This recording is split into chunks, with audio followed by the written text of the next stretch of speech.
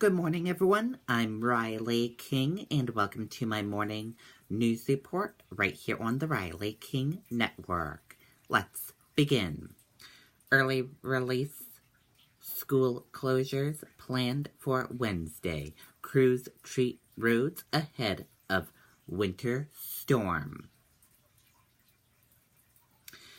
The Granite State is bracing for a storm that will bring at least 6 inches of snow to most parts of New Hampshire on Wednesday.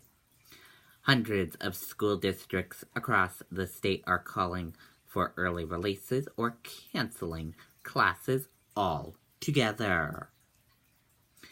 Nashua's superintendent tweeted his decision to close school in the Gate City due to the timing of the height of the storm. The Manchester School District plans on remaining open tomorrow, but the superintendent said they plan on releasing students early. He said keeping kids in school is always a priority, but sometimes the weather gets in the way. He said a lot goes into deciding whether to close school during inclement weather.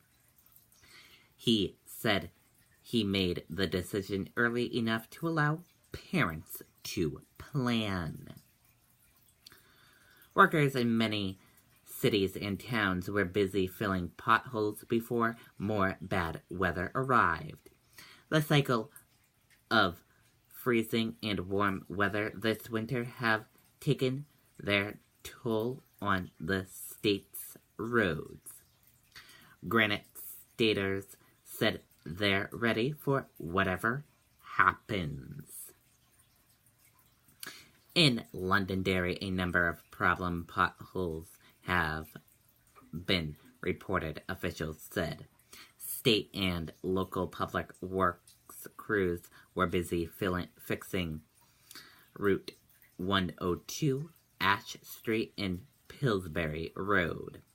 In the meantime, snow removal and salt trucks were made ready for the storm forecast to arrive after Wednesday morning's commute.